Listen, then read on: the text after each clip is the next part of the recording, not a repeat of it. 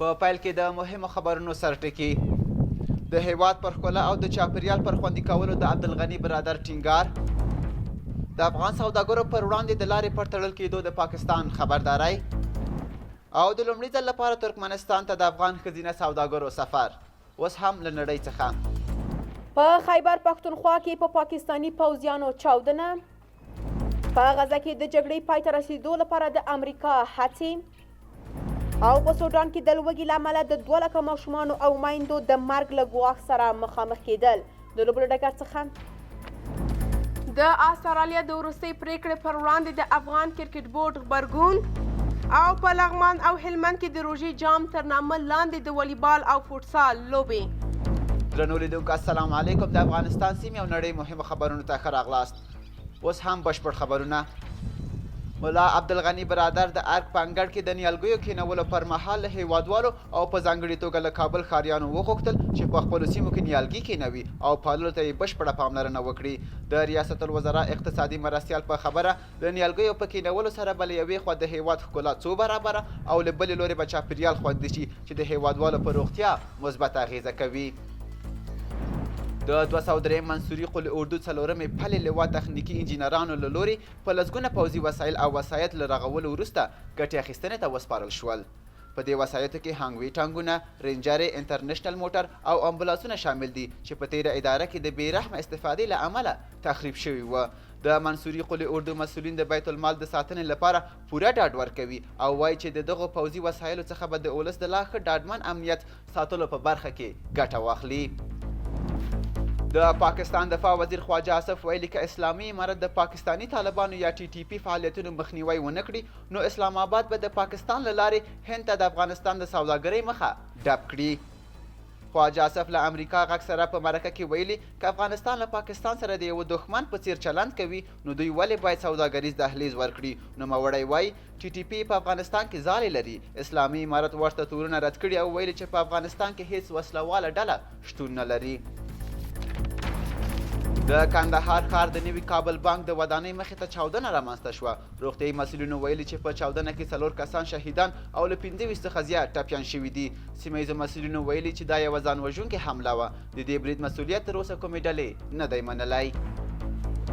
په سړو سیمو کې د نوي ښوونیز کال له پیلېدو سره یو ځل بیا له شپږمو ټولګیو پورته نجونو ته اجازه ورنکړل شوه چې ښوونځیو ته لاړې شي. د بخښنې نړیوال سازمان یا امنسټي انټرنیشنل د اسلامي امارت دا پریکړه د نه توجیه وړ او له بنسټیزو بشري حقونو څخه ښکاره سرغړونه بللې ده. په همدې حال کې په افغانستان کې د ملګرو ملتونو سیاسي استازولۍ یا یونما ویلي چې د نجونو د زده کړو مخنیوی د نه توجیه وړ او زیانمنونکی دی. د ملګرو ملتونو د خوړو او کرنې ادارې د ځنګلونو نړیوالې ورځې په مناسبت ویلي په افغانستان کې د تیرو 40 کلونو جګړو او ناغېړیو د دغه هیواد پر ځنګلونو ډېرې اغیزې کړي دي. دغه ادارې په یو معلوماتي ویډیو کې ویلي افغانستان 1.8 میلیونه هکټاره ځنګلونه او ځنګلي سیمې لري. د ملګرو ملتونو د خوړو او کرنې ادارې وایي یوازې په تیرو 15 کلونو کې افغانستان 34% ځنګلونه له منځه تللي دي. د اسلامي امارت له بیا واکمنېدو راهیسې په لومړي ځل افغان ښځینه سوداګرو له هیواد بهر رسمي سفر کړی او د ترکمنستان له ښځینه سوداګرو سره یو لړ هوکړې کړي دي. د صنعت او سوداګرۍ وزارت هم وایي 15 ښځینه سوداګرو له خپلو محرمو سره د ترکمنستان په سفر کې ګډون درلود او دغه وزارت هڅه کوي چې د ښځینه تجارانو د ظرفیت لوړونې او د هغوی تولیداتو ته د نړیوالو بازارونو په موندنه کې هلې ځلې وکړي. نړیوال خبرونه زما همکار تاسو ته وړاندې کوي. پایله اسلام آباد څخه راپورونه وایي چې د خیبر پښتونخوا د ډیره اسماعیل خان او ټانګزلو ترمنځ منځني سړک د پاسه د امنیتي ځواکونو په کتار چاودنه شوې. لږ تر لږه 2 امنیتي مامورین پکې وژل شوي او د 200 نورو ژوبلېدو خبر دی. د ډیره اسماعیل خان پولیسو مطبوعاتو سره په شریک کړي خبر کې ویلي د ډیره اسماعیل خان ټانک په سړک د پاسه د امنیتي ځواکونو په ګاډي ځان مرګ برید شوی دی. د متحده ایالاتونو بهرنیو چارو وزیر په غزه کې د جګړې د پای ته رسولو د هڅو په ترڅ کې منځني ختیځ ته رسېدلی. وایي چې دواړه خواوې د اوربند په اړه هوکړې ته نږدې شوي دي.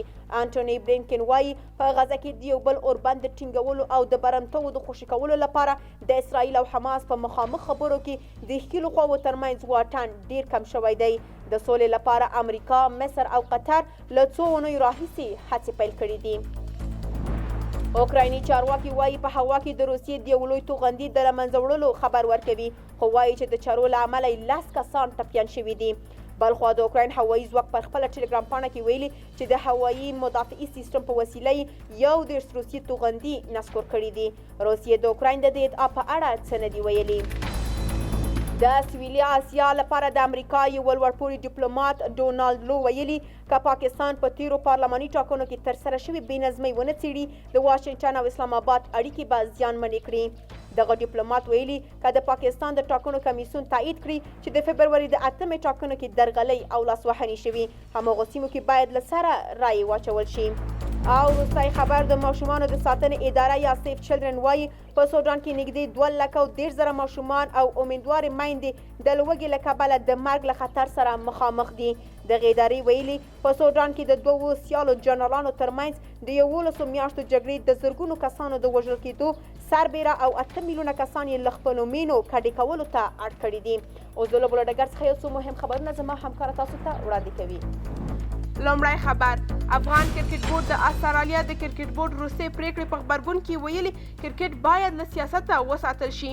دا څرګندونې وروسته له هغې کېږي چې د استرالیا کرکټ بورډ وویل چې د دوی د حکومت مشوره دا ده چې په افغانستان کې د ښځو او نجونو خرابېدونکي وضعیت ته په پام له افغانستان سره د 16 اورونو د 3 سیالیو لړۍ لغوه شي. په لغمان کې د روژې جام تر نامه لاندې د والیبال سیالیو 2یم پړاو پیل شو.